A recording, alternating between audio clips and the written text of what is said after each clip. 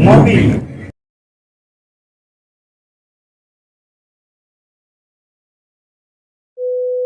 Beliau itu untuk mengembangkan, mengasah kesaktiannya dan sebagainya gitu ya.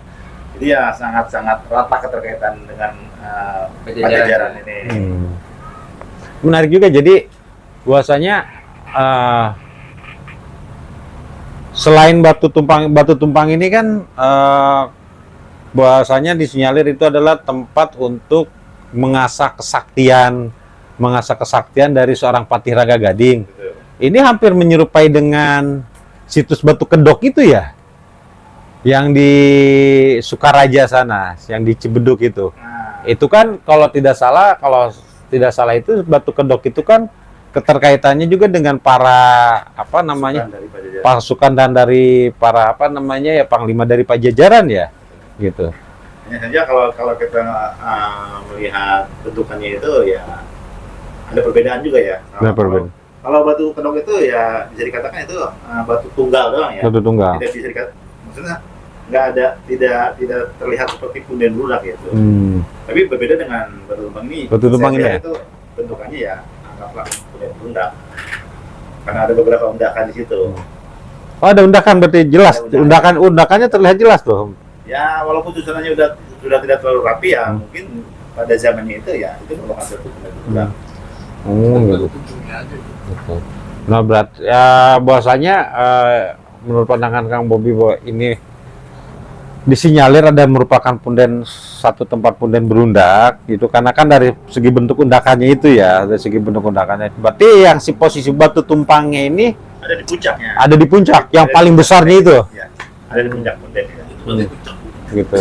Berarti itu puncaknya ya, dari kalau dengan posisi si Batu Tumpangnya ini paling atas, itu berarti memang merupakan puncak dari bukit dari Digaluga itu. Wah, Mungkin jalur yang mereka buat main Gitu, itu mungkin gitu. itu dasar-dasar itu. Gitu. Daerah 1, terus 2. Nah, mungkin ya bisa dibilang karena kesemangatan Kang Boris sama Kang Bobi dalam menuju ke sana tidak menemukan akses yang enak sehingga harus melalui perjuangan Nah, melewati semak-semak gitu naik menuju ke sana. Ya mungkin kurang lebihnya ya mungkin pada saat dulunya apa itu yang dijalankan oleh orang-orang terdahulu mungkin seperti itu. itu yang unik itu karena setelah kita di atas itu sebetulnya akses menuju ke sana itu bukan suatu jalan yang kecil. Itu bisa dikatakan besar juga jalan akses itu. Hanya saja ketika kita naik ke sana kita tidak menemukan jalur itu. Jadi kita harus mungkin ya napak tilas ke situ. Napak tilas ke situ ya. Tapi gimana tuh perasaannya pada saat napak tilas menuju ke sana itu? Ya, Jadi artinya waktu itu kan antara semangat dan putus asa kita bercampur sebenarnya. Karena waktu semakin sore, hujan turun, kita tidak menemukan akses yang biasa gitu ya. apalagi kan masuknya ke semak-semak, ke hutan lah itu. Ada rasa apa maksudnya ya manusiawi kan bila mana kita ke tempat yang bisa dibilang kan baru ya, tempat yang kita kenal apalagi perbukitan, ada rasa was-was atau takut dan sebagainya pernah. Kalau secara aura kita merasakan, saya pribadi merasakan aura mistisnya itu bisa dikatakan kencang juga ya. Selain ya memang di situ memang bisa dibilang memang sarang dari anjing liar juga. Wah, gue anjing liar di sana. Banyak. Kita melihat beberapa ekor di situ, dan kalau di jalur kita menuju ke sana itu ya banyak juga tapak. Entah itu anjing liar atau apa, banyak tapak kaki binatang. Tapi tidak maksudnya pada saat tidak mengganggu. Lagi ngawal Kang Bobi sama Kang Boris. Nah, itu anjing liar itu kan nggak tahu itu anjing beneran atau bukannya kan. Dan setelah kita turun dan kita menanyakan kepada warga, memang itu di situ memang banyak sekali. Memang banyak sekali ya anjing yang liar. berasal di situ. Berarti sempat ngobrol dong, apa sempat bertanya atau mengenai informasi dari Batu Tumpang ini ke warga, sempat ada waktu untuk bertanya nggak atau Kita nyari informasi gitu? orang warga dan mereka entah kenapa tidak bersedia menjelaskan tentang Situs Batu Tumpang itu. Dan memberikan jawaban-jawaban yang ya kita bisa menganggap bahwa mereka tidak bersedia untuk menjelaskan tentang Batu Tumpang itu. Ya bahkan ketika kita juga nanya dengan warga sekitar lah, contohlah ke warung-warung pinggir jalan itu, ya bilangnya kata warga sekitar situ lokasinya ada di situ. Ya namanya juga orang-orang dari situ bilangnya kalau soal mistisnya kencang ya gitu aja. Memang berani kan di situ kan gitu. Ya kita dengan Bismillah, dengan kegigihan kita lah untuk rapat tilas kan kita, ya kita untuk bersilaturahmi lah dengan gitu, dengan sepupu-sepupu kita, orang-orang terdahulu kita, ya kita harus berani lah gitu. Ya, karena mereka menganggap kita kesana itu untuk melakukan untuk ritual lah, ritual gitu. Kan sebiar artinya kita kan untuk bersilaturahmi, untuk berjalan doang kan gitu. Makanya kita cuman warga sekitar itu juga ngasih petunjuk tuh tempatnya ada di atas itu kan gitu. Memang berani ke situ, apalagi hujan kayak gini kan, apalagi kita lagi berdua itu kunjungan. Berarti dengan bahasa emang berani ke atas itu ya mungkin warga sekitar situ yang mungkin memiliki kepercayaan bahwasanya tempat itu adalah memang tempat yang memang disakralkan, maksudnya memiliki aura mistis yang cukup sangat luar. Kalau saya pribadi merasakan itu cukup luar biasa. Ya mistisnya ya bisa dikatakan kencang gitu. Bisa dibilang ya, nah kembali lagi kan apa namanya, itu adalah memang bahwasanya batu tumpang itu merupakan peninggalan dari zaman kerajaan Pajajaran berarti ya, seperti itu bahwasanya. Ya ini kan yang memang kalau dari kisahnya itu adalah merupakan tempat untuk mengasah, meningkatkan kesaktian dari Patih Rangga Gading, bahwasanya berarti dipastikan bahwa batu tumpang itu adalah memang merupakan peninggalan dari kerajaan Pajajaran. Nah itu ya memang kan yang perlu sama-sama kita kita eksplor gitu kan, yang sama-sama perlu kita ingatkan. Jadi memang peninggalan kerajaan dari Pajajaran itu ya tahap demi tahap sudah mulai diperkenalkan ya, secara tidak langsung tahap demi tahap sudah mulai diungkap dikit demi sedikit gitu kan. Ya seperti batu tumpang tadi yang sempat saya singgung kan mengenai batu kedok itu yang di Sukaraja itu. Sukaraja itu kan yang dimana itu keterkaitannya juga dengan kerajaan Pajajaran juga seperti itu. Berarti ya memang maksudnya jadi karena kita di kawasan Bogor ini itu masih banyak sekali ya, belum banyak peninggalan dari kerajaan Pajajaran itu selain prasasti batu tulis ya. Selain prasasti batu tulis itu ternyata memang banyak, memang cuma bentuknya aja gitu kan. Cuma bentuknya memang yang mungkin berbeda dengan kalau prasasti kan mungkin karena jelas tulisan dan sebagainya, ada keterangannya. Nah kalau ini kan memang seperti batu tumpang ataupun batu kedok itu kan memang tidak tidak bisa dibilang tidak ada tulisan lah kan, seperti itu gitu. Ya seperti kan di yang peninggalan kerajaan Pajajaran juga kan yang mungkin dari kalangan teman-teman semua atau masyarakat itu udah banyak yang tahu, seperti ada namanya batu dakon atau batu congkrang yang di daerah batu tulis. Tapi ini ada satu juga yang menarik. Nah ini juga Kang Bobi sama Kang Boris juga nih gitu, pernah kesana juga. Ya ini mungkin sebagai informasi juga, batu dakon sebetulnya nama kampungnya Batu Tapak. Ya kan, nama kampungnya Batu Tapak, tapi tidak ditemukan batu tapak, yang ada di situ-situ ternyata batu dakon ya. Di daerah Pasir Jaya situ, Pasir Mulia ya. Gitu. Nah, itu gimana tuh?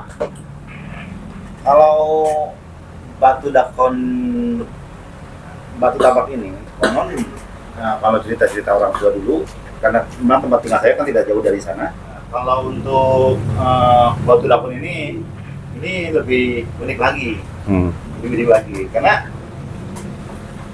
posisi dari kampung Batu Tapak ini tidak jauh dari tempat tinggal saya. Wah, menarik nih. Berarti banyak nih. Anggaplah itu kampung tetangga ya. Kampung tetangga. Dan kami melakukan penelusuran pencarian batu dakon ini hampir memakan waktu 1 tahun. Luar biasa sungguh luar biasa. Patut diapresiasi sampai setahun. Nah, jadi awalnya itu menurut cerita-cerita orang tua dulu itu di Batu Tapak Kampung Batu Tapak ini memang dulunya memang ada. Ada batu tapaknya? Ada batu tapaknya. Hmm. Cuman dulu itu kita memang nggak ngeh ya apa namanya sejarah itu, dan kita tidak ingin tahu di mana itu batu tapak. Tapi ketika kita udah mulai menyenangi dengan sejarah, kita mendengar kata batu tapak dan mencari-cari cerita dari orang tua di situ dulunya ada batu tapak, mulailah kita mencari penelusuran dan beberapa kali kita tidak hanya 4-5 kali kita berkunjung ke sana, mencari-cari dan bertanya kepada warga-warga itu, dan memang Warga kan juga nggak tahu kan. batu tapak itu tidak ditemukan. Dan akhirnya kita sempat ngobrol dengan anggaplah sepuh di sana yang menceritakan. Ketika itu saya menanyakan sesuatu yang lain, menanyakan tentang barangkali tahu di mana makamnya siapa Tokoh di sana. Tokoh yang kita situ. Arya Surya Dilaga. Hanya itu aja. Arya Suralaga, dan dia mengatakan bahwa Sama jalan. itu adalah seseorang yang menurut dia yang bisa dibilang adalah boleh Pembuka. saya lupa lagi. Dan akhirnya saya mencoba menanyakan posisi dari batu tapak itu. Dia bilang di sebelah sana, yang menuju ke arah batu dakon itu. Di sebelah sana, dan kita melakukan pencarian. Dan ketika itu tetap tidak ketemu, Kang. Dan ketika beberapa saat kita berkunjung lagi, akhirnya kita mendapatkan gambaran dan menemukan itu ada di komplek pemakaman yang bisa dikatakan mojok banget. Ada pelang ya, cagar budaya? Kalau untuk sekarang nggak ada. Kalau sekarang nggak ada. Kalau untuk sekarang nggak ada. Sekarang ada. Kalau dulu konon di situ merupakan satu informasi dari teman saya itu merupakan satu tempat yang sudah ada pelangnya, cagar budaya. Dan sekarang pelang itu sudah nggak ada. Tapi alhamdulillah batu dakonnya sendiri masih utuh. ada. Masih ada. Masih ada. Hanya saja kan biasanya batu dakon itu di paketnya dengan ada batu tonggaknya juga kan ya. Nah itu batu tonggaknya sudah nggak ada. Hanya ada batu dakonnya, dan dia sudah di sekeliling situ udah di tata rapi dengan keramik. Hanya ada 2 buah batu yang ada bolong-bolongnya di samping makam, Pemakaman. Berarti bahwasanya untuk saat ini di daerah itu tidak ditemukan batu tapaknya. Tidak. Yang ada hanya batu dakon, walaupun nama kampungnya adalah Kampung Batu Tapak. Biasanya kan penamaan sebuah kampung itu biasanya ada maknanya tersendiri kan. Nah, ketika satu kampung, misalkan satu daerah dinamakan Kampung Batu Tapak, biasanya di daerah situ tersebut memang ada batu tapak kan, seperti itu. Nah, cuma kondisinya saat ini ternyata batu tapaknya itu tidak ada, yang ada hanya batu dakonnya saja. Ya, bahkan menurut cerita warga sekitar situ, itu dulunya juga semacam punden bedok juga kan. Wah, macam punden bedok juga? Si bentuk batu dakonnya, kalau itu kan namanya Kampung Batu Tapak. Jadi untuk warga sekitar di situ ceritanya, jadi dinamakan Batu Tapak itu karena itu semacam seorang manusia yang kalau ini mah kalau bahasa Sunda mah tanpa daksa ya, nggak ada tangan, nggak ada kaki lah, lagi bersujud di situ. Jadi tapak 2 tangan ini kan katanya yang lagi bersujud. Makanya kan agak beda kalau kita lihat dari atas kan agak terbentuk kayak kaki kan, padahal itu orang lagi bersujud gitu. Bahkan kata warga sekitar situ mah emang dulunya ini Kang semacam punden bundak juga, ini paling atas. Posisi si batu dakon itu. Si batu dakon itu paling atas. Kalau kita amati sekarang juga emang sih itu di atas juga kan ya. Soalnya kan itu bawah warung. Naik ke atas kan itu kan Jadi paling atas. Bertingkat berarti ya? Ya bertingkat. Kalau jalan itu ada di bawah, jadi posisi dia itu harus naik tangga Ya dulu. kata warga sekitar juga emang itu paling atas sebelum direlokasi kayak sekarang ini. Kalau ya sekarang lebih bagus lah direlokasi ya, cuman bentukannya yang dulu yang dulu sampai sekarang agak berubah, ya berubahnya ya sekarang posisinya ada di bawah, kelihatan dari bawah kompleks makam di situ ya Pak. Jadi sebetulnya bukan direlokasi ya, artinya itu ada penataan lah. Ya, penataan lebih rapi Itu lah. merupakan kompleks pemakaman, dan di samping dari Batu Dakon ini adalah makam guru kita, seorang ulama, Adi Muhammad Busdi Tamrin. Jadi sudah tetap rapi kan sekarang, tetap rapi, dan kita kalau kunjung-kunjung ke sana sangat nyaman, Iya, sambil orangnya ziarah. iya. Gitu. Itu untuk berjarah itu memang dibolehkan walaupun gerbangnya tertutup ya. Tapi itu Ini nggak apa-apa, bisa. buka aja, itu terjarah untuk umum juga. Tapi untuk Batu Dakon sendiri, pada saat Kang Bobi sama Kang Boris ke sana, apakah mendapatkan informasi kira-kira Batu Dakon ini adalah apakah masuk kategorinya zaman Kerajaan Pajajaran kah, atau zaman Kerajaan Tarumanegara kah, atau zaman kerajaan di bawah Kerajaan Pajajaran? Karena kan Pajajaran sendiri kan membawahi banyak kerajaan kan, seperti itu. Nah, itu apakah mendapatkan informasi atau ada yang menyampaikan itu atau enggak tuh mengenai Itu situs Batu Dakon itu? Yang jadi sumber jadi permasalahan bagi kami ketika melakukan penelusuran, jangankan informasi dari tentang Batu Dakon ini ya, lokasi dari Batu Dakon itu sendiri Orang situ banyak banyak yang nggak tahu kan ketika kita bertanya. Nah, bahkan kita menemukan itu ketika kita bertanya kepada seorang santri yang lewat, dan kita bertanya dengan menunjukkan foto di mana lokasi ini gitu. Katanya, oh ada di sebelah pojokan sana Pak. Posisinya memang ada di pojok, Iya. di area pemakaman, adanya di pojokan. Jadi kalau kita hanya mencari secara mandiri gitu tanpa petunjuk dari itu, mungkin sampai sekarang belum ketemu juga. Iya, iya. Artinya untuk informasi itu ya mungkin karena memang di lokasi itu sudah banyak ya warga-warga yang bukan warga asli gitu. Iya. Dan tidak banyak yang tahu lah sama itu. Jadi pada dasarnya bahwasanya situs Batu Dakon tersebut dahulunya memang sempat ada plang cagar budaya, cuma karena sudah ada penataan dan sebagainya, plang itu sekarang sudah tidak ada. Betul. Bahkan kalau kita searching di Google itu masih nampak gitu. Masih nampak. Yang dalam artinya bahwasanya walaupun sudah tidak ada plang cagar budayanya, tapi situs itu masih tetap ada dan Ya, terawat ya, tetap ada dan terawat Dan ya. tidak tertutup itu, Dan itu tidak terbuka untuk umum. Terbuka untuk umum ya. Banyak yang tidak mengetahui gitu. Nah, Ya nah, mungkin kalau orang baru mau jarak ke situ, ya mungkin di dalam hatinya, aduh gak boleh. Padahal itu boleh banget. Walaupun Dipersilakan. gerbangnya ditutup, dipersilakan untuk Silakan. berjarak untuk umum. Ya. Nah kan karena memang di situ kan berdekatan bersebelahan dengan pemakaman kan, dengan pemakaman. Apalagi seorang guru kita lah. Ya, yang di situ. ya pada intinya kan maksudnya adalah bahwasanya situs peninggalan tersebut itu masih tetap terjaga dan terawat ya. Nah, ya. Terkait Pajajaran atau bukan itu belum dijawab tuh. tuh. Nggak tahu, nggak ada yang tahu. Nah, Ya, iya. tapi di berita ada kisah bahwa itu petilasan dari apa namanya? Raden Muhammad. Nah, ya itu mungkin kan kayak seperti informasi bahwasanya itu petilasan dari Wangsa Muhammad itu. Dan Wangsa Muhammad itu kan berarti kan keturunan lah ya, Wangsa Muhammad itu.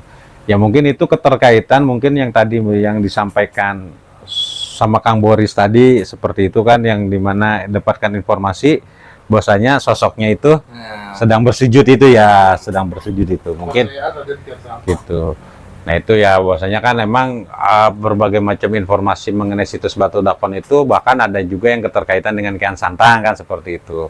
Nah itu memang berdasarkan informasi yang ada kan seperti itu. Cuma kalau dari pada saat penelusuran di tempat tersebut memang tidak didapatkan informasi yang detail, yang jelas. Nah Masuk Kian Santang. gitu. Nah pada prinsipnya kan seperti itu, bahwasanya yaitu tempat itu ya syukurnya masih terjaga dan terawat juga ya gitu. Nah itulah Benang-benang. biar teman-teman sendiri yang menyaksikan video kita ini kan jadi bahwasanya bisa mengetahui bahwasanya di daerah Pasir Mulia Cibalagung pun ada sebuah situs juga gitu, yang sekarang pun masih sangat terjaga dan terawat juga gitu. Tapi untuk Batu Dakon itu di depan di depan Majlis Al Ihya itu ada replika dari batu tapak, di mana ada semacam telapak kaki di atas batu.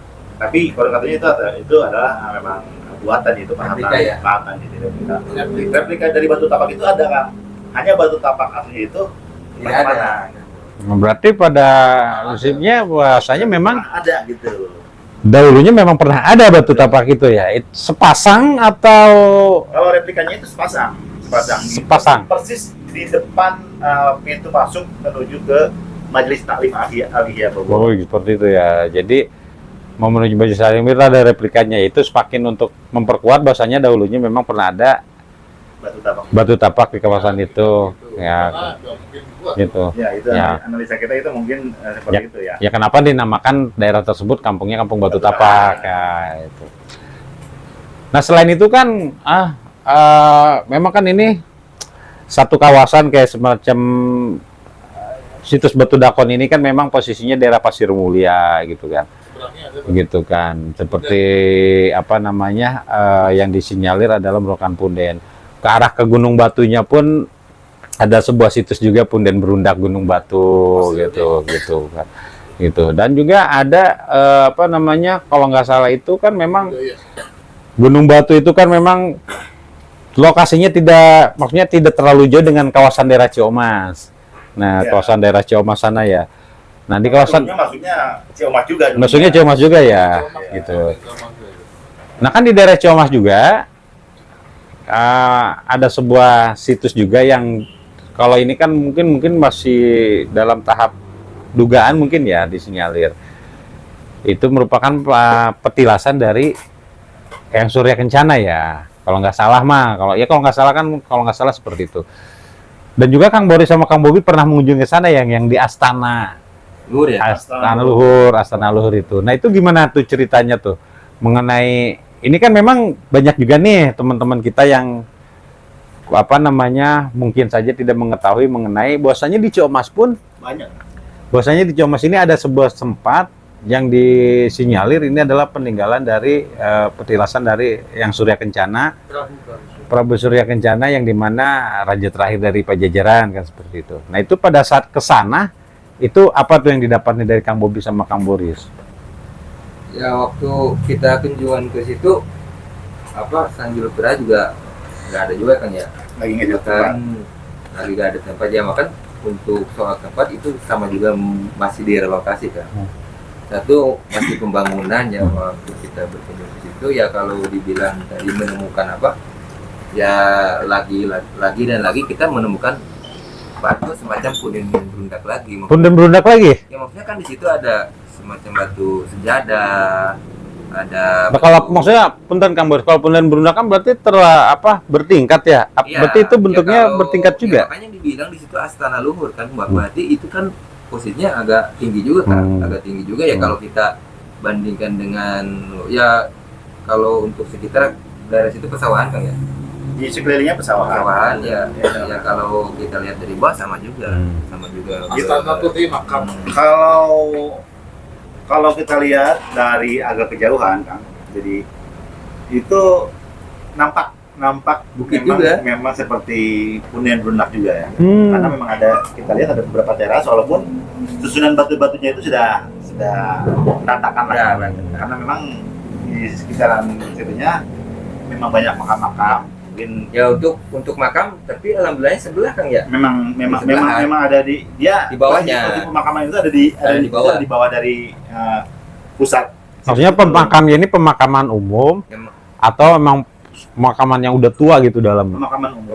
Pemakaman Makanya umum. mungkin dibilang Astana Luhur itu ya di bawahnya maksudnya di bawahnya pemakaman, yang di luarnya itu barulah penjelasan itu. Hanya di pusat pundennya ada beberapa 2 atau 3 makam yang Makam ya mungkin baru itu bisa makam tua ya dikatakan kan.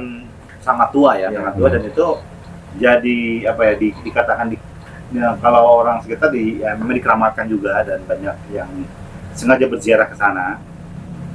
Dan posisi pemakaman itu yang dikatakan pemakaman tua itu sejajar dengan posisi batu yang dikatakan batu sajadah. Kalau saya melihat batu sajadah itu seperti apa ya? Seperti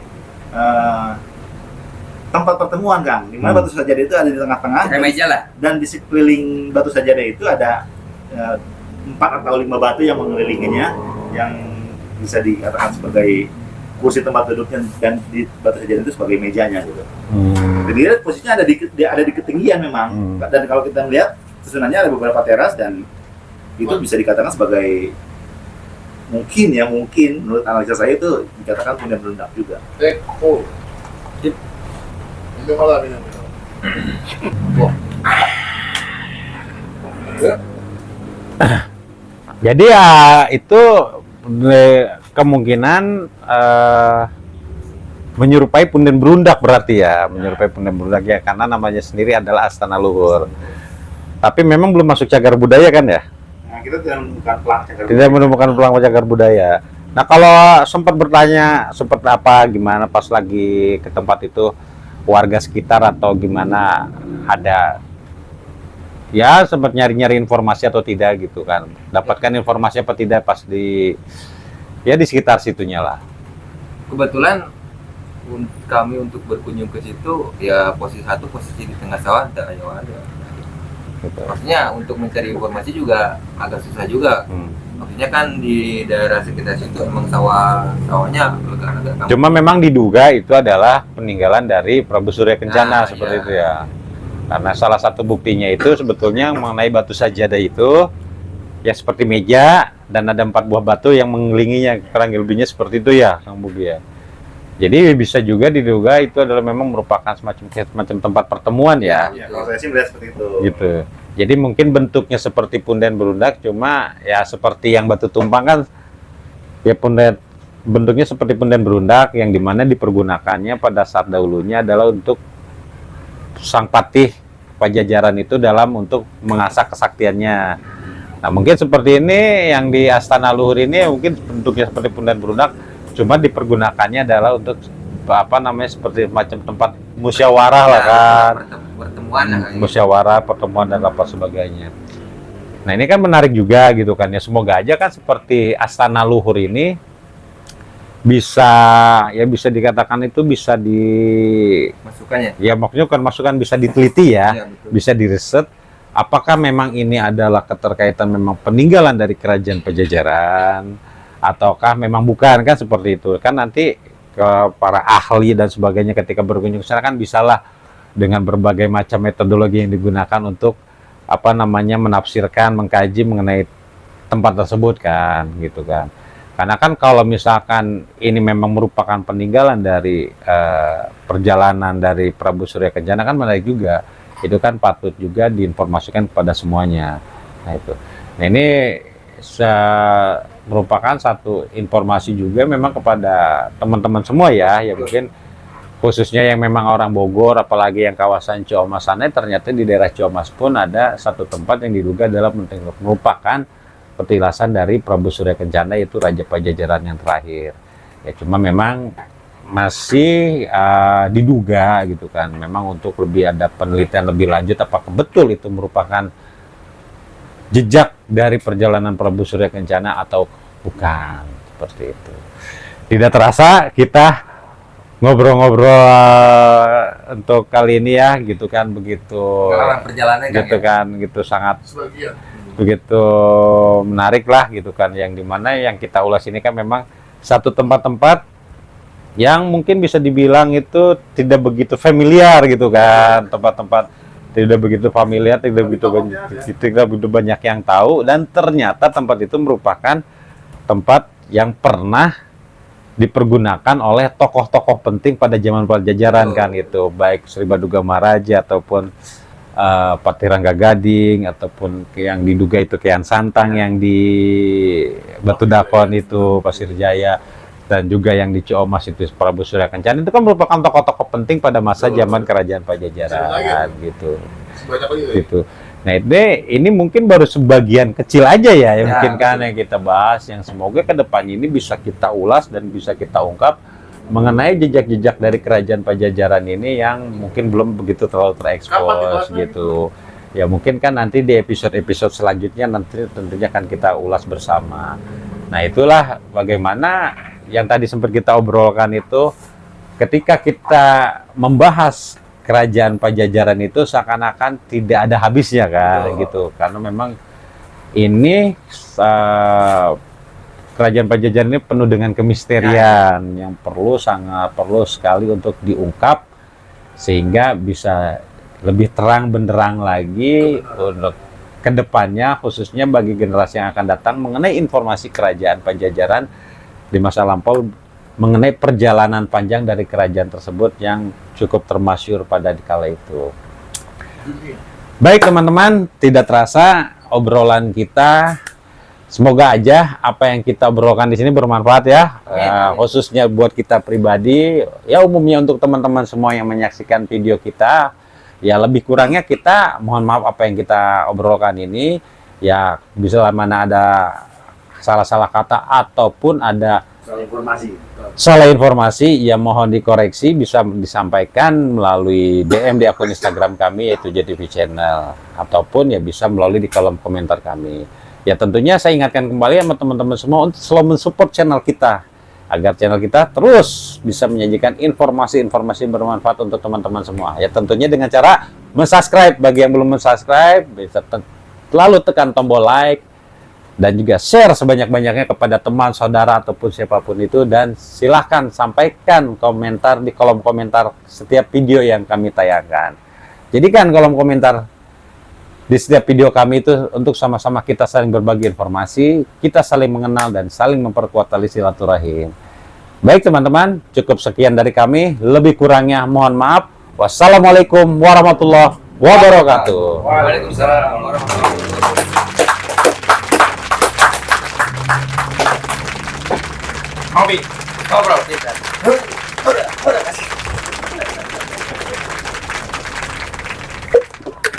Benang merahnya tapi harusnya